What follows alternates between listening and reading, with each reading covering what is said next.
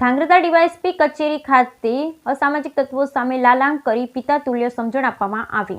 Dhrangadhra DYSP કચેરી ખાતે listed ગુનેગારોને લાલ આંખ બતાડી પિતા તુલ્ય સુધારાની સમજણ આપવામાં આવી। રાજ્યમાં ગૃહમંત્રી હર્ષ સંઘવીના 100 કલાક કાર્યવાહી ઝુંબેશની દરેક જિલ્લામાં કડક અમલવારી જોવા મળી છે।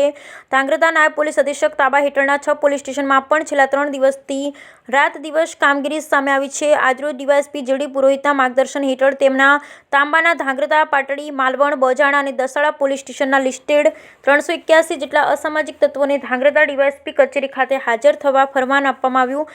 જે અનુસંધાને કુલ 120 જેટલા ઈસમોએ હાજરી આપી। જોકે પોલીસ લાલઘુમ બનતા ભૂગર્ભમાં ઉતરી ગયેલ અન્ય ઈસમોને 7 દિવસનું અલ્ટિમેટમ આપી હાજર થવા ફરમાન આપવામાં આવ્યું છે। અસામાજિક તત્વોને બોલાવી પોલીસે ભૂતકાળ ભૂલી જઈ અને સમાજ ઉપયોગી જીવન જીવવાની સલાહ આપી છે। અન્યથા પોલીસની કામગીરી વીજ કનેક્શન, નળ કનેક્શન કાપવા, ગેરકાયદેસર દબાણ તોડી પાડવા પૂરતી સીમિત નહીં રહે, પણ જો ભવિષ્યમાં પણ ગુંડાગીરી કરતા કે કાયદા વિરુદ્ધ શરીર સંબંધી, મિલકત સંબંધી, ખંડણી કે લેન્ડ ગ્રેબિંગ જેવા ગુનાઓમાં ક્યાંય નામ આવશે તો પોલીસ કડક હાથે તડીપાર પાસાથી પણ આગળ વધી ગુજસીટોક જેવી ગંભીર કાર્યવાહી અમલી બનાવશે। પોતાની કરેલી ભૂલો પરિવારને ભોગવવી પડે એવું કોઈ મૂર્ખાઈભર્યું કૃત્ય ન કરવા સલાહ આપવામાં આવી। જોકે ડીવાયએસપી જેડી પુરોહિત દ્વારા પોલીસની ભૂમિકામાં બાપ સમાન છે, ગુનેગારોને સુધરે અને સારું જીવન જીવે એ જ ઉદ્દેશ્ય છે તેમ જણાવી વાતાવરણને હળવું બનાવી પ્રેમપૂર્વક સૌને હૂંફ આપી એક સારા નાગરિક બનવાના સોગંદ લેવડાવ્યા। Bureau report Hitesh Rajpara.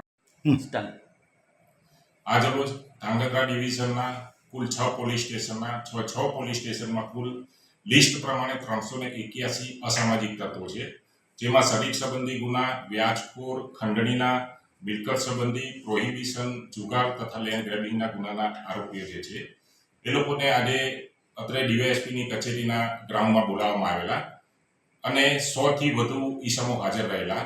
જે તમામ ઈસમોની મિટિંગ લીધેલ છે અને તેઓએ ભૂતકાળમાં જે ગુના કરેલા છે તેની માહિતી મેળવી અને ભવિષ્યમાં તેઓએ કેવી રીતે રહેવું, સમાજને કઈ રીતે ફાયદારૂપ થવું તથા કાયદામાં પાસા તડીપાર વિશેષ જોગવાઈઓ જે છે ગુજસીટોક એની પણ સમજ કરવામાં આવી કે ભવિષ્યમાં તમે બીજા કોઈ ગુના કરશો તો બીએનએસની કલમ પ્રમાણે પણ 112 અને 113 મુજબ અને 111 મુજબ કાર્યવાહી થશે અને લાંબા સમય સુધી તમે જેલમાં રહેશો તો તમારા પરિવારના સભ્યોનું શું થશે તે બાબત પર સમજ કરવામાં આવી છે।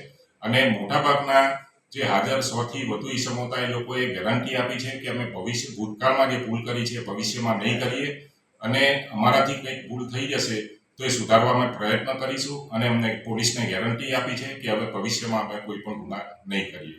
નહીં, આવનારા સમયમાં સર આ લોકો બીજી ગેરપ્રવૃત્તિ કરે તો આમની ઉપર પોલીસ શું એક્શન લેશે? આજે જે ઈસમોને બોલાવવામાં આવેલા હતા એ તમામની વિરુદ્ધમાં 2 કે તેથી કોઈ પણ હેઠના ગુના દાખલ છે। જો ભવિષ્યમાં હવે કોઈ પણ પ્રકારની પ્રવૃત્તિ ગેરકાયદેસર કરશે અને ગુના દાખલ થશે તો બીએનએસની 111 અને 12 કલમ લગાવવામાં આવશે, જેની અંદર ઓછામાં ઓછા 1 વર્ષ સુધી નામદાર કોર્ટ પણ જામીન આપતી નથી।